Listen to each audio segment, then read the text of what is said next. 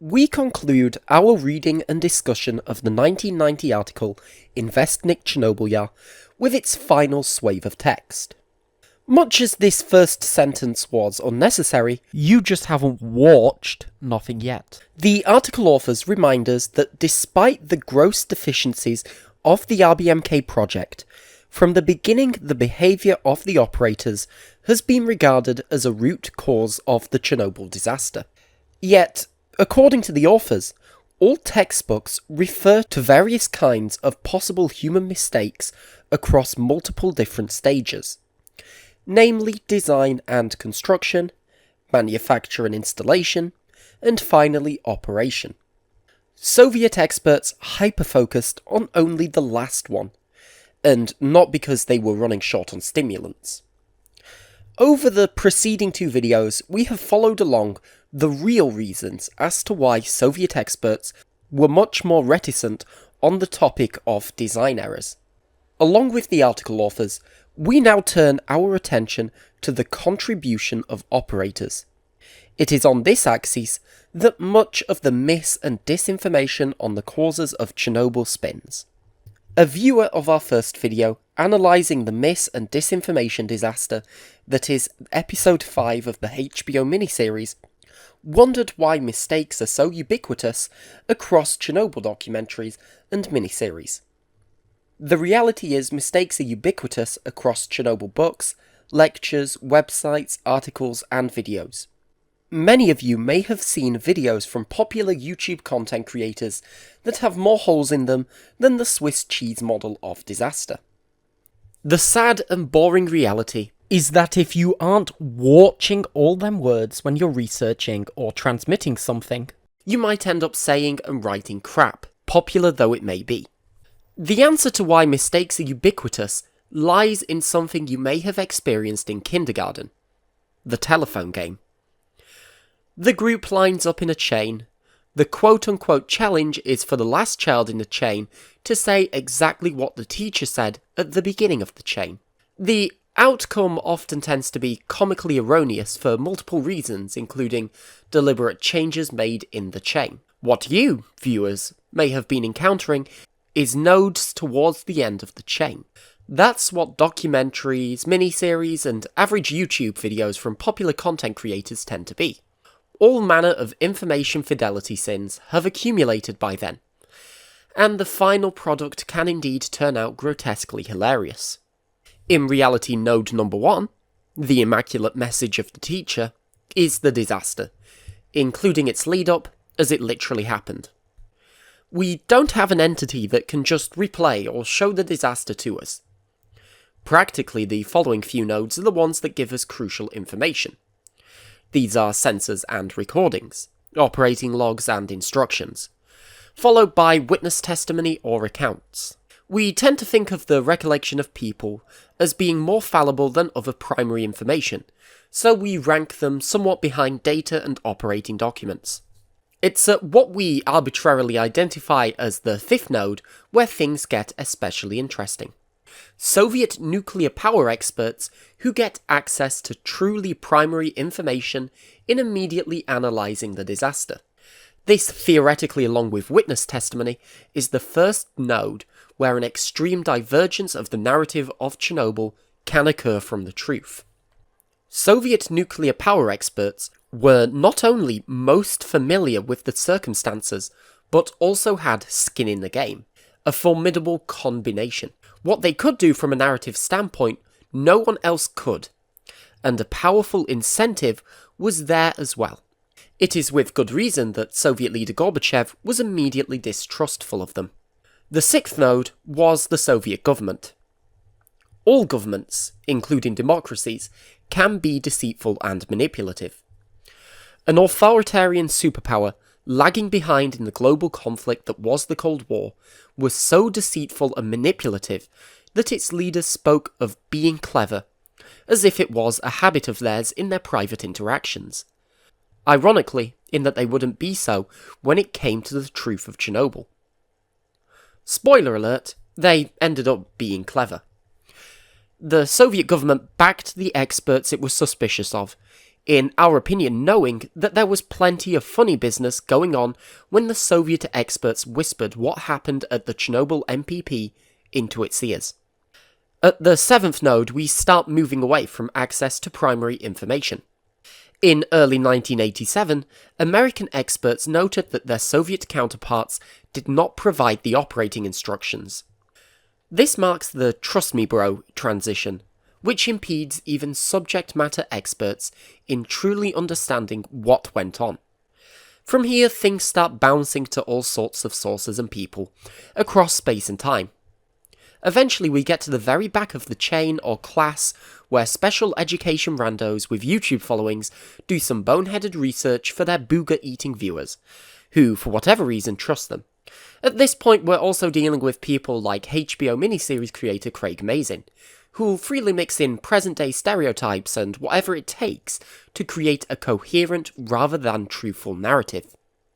That's how you get Soviet scientists meek as puppies and xenon poisoning during the Kiev delay.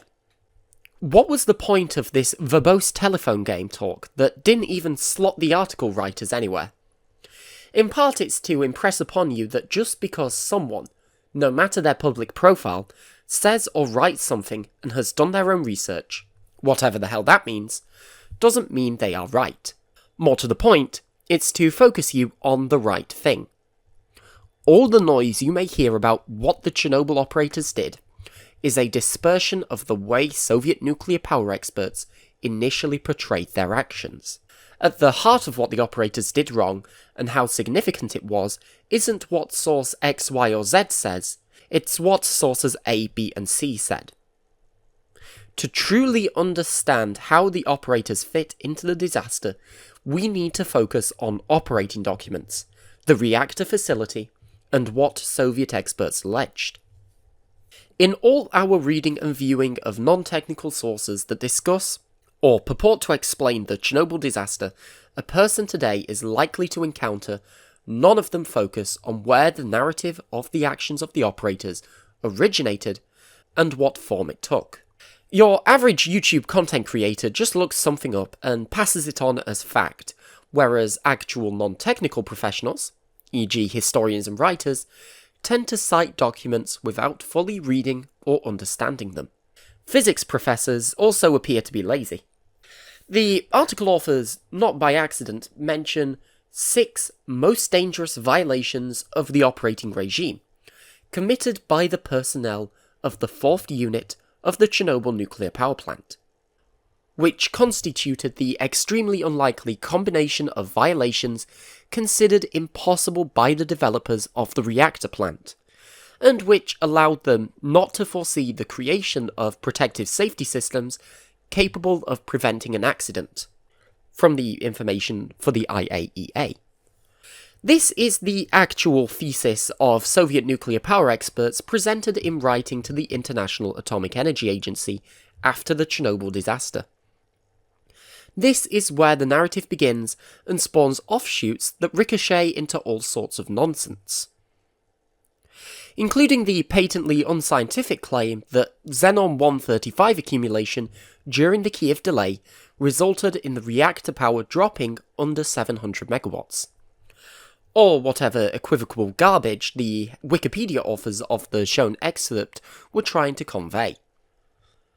We have found documents indicating the initial power reduction under 700 megawatts was intentional, which was apparently not included in the seminal Soviet expert narrative because it undermined it.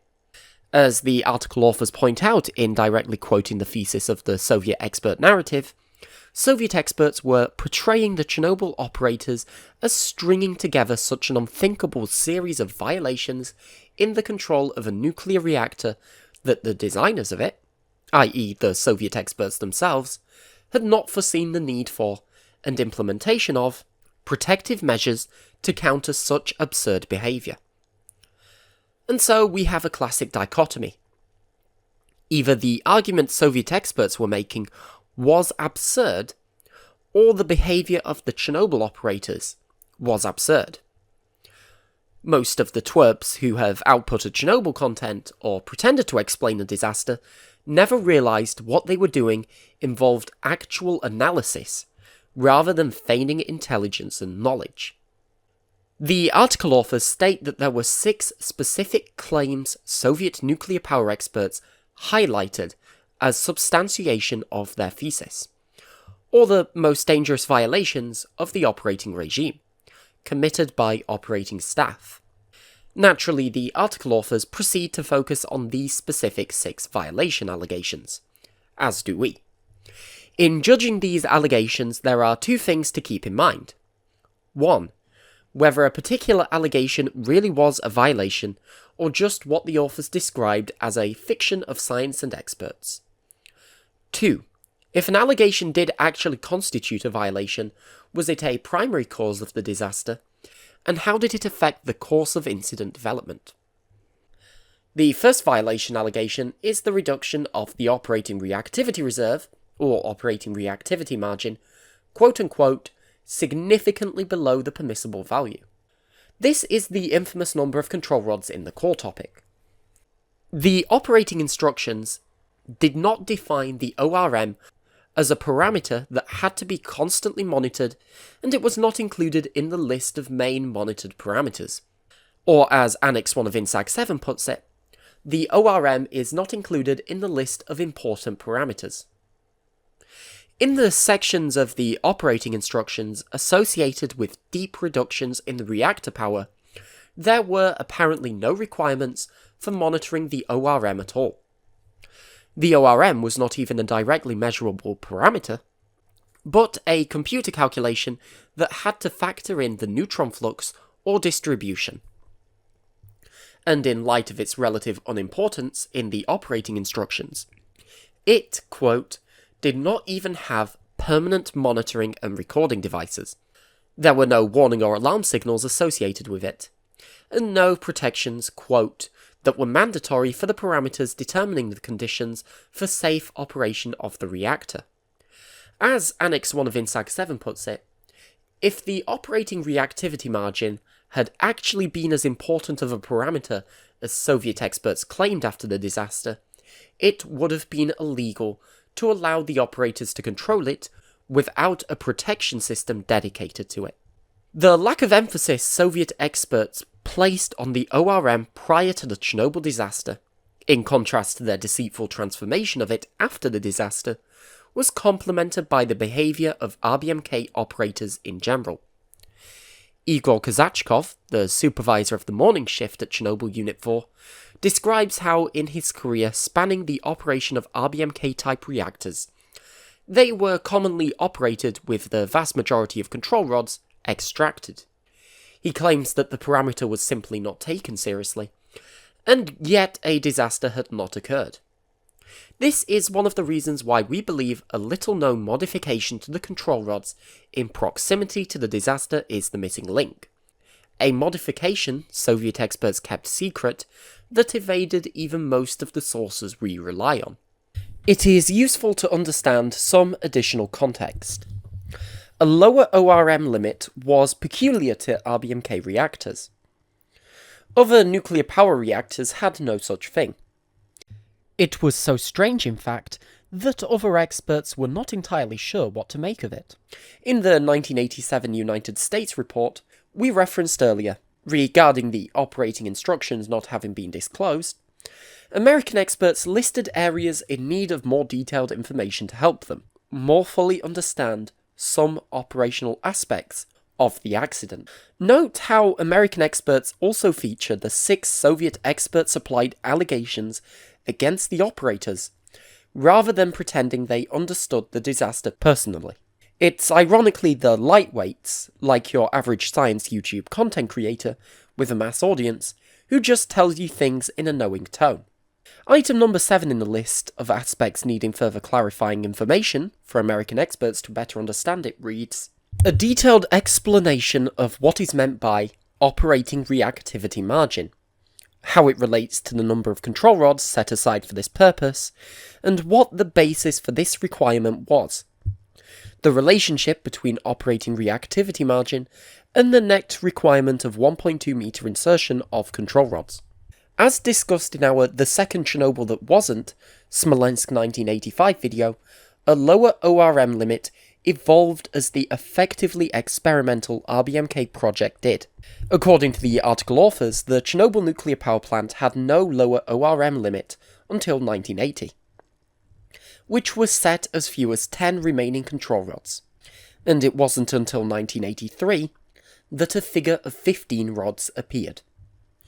At no point were these limits associated with keeping the main reactor emergency protection system capable of shutting the reactor down, as Soviet experts claimed, let alone with preventing the main reactor emergency protection system from initiating an emergency itself. Soviet experts played games with this figure too.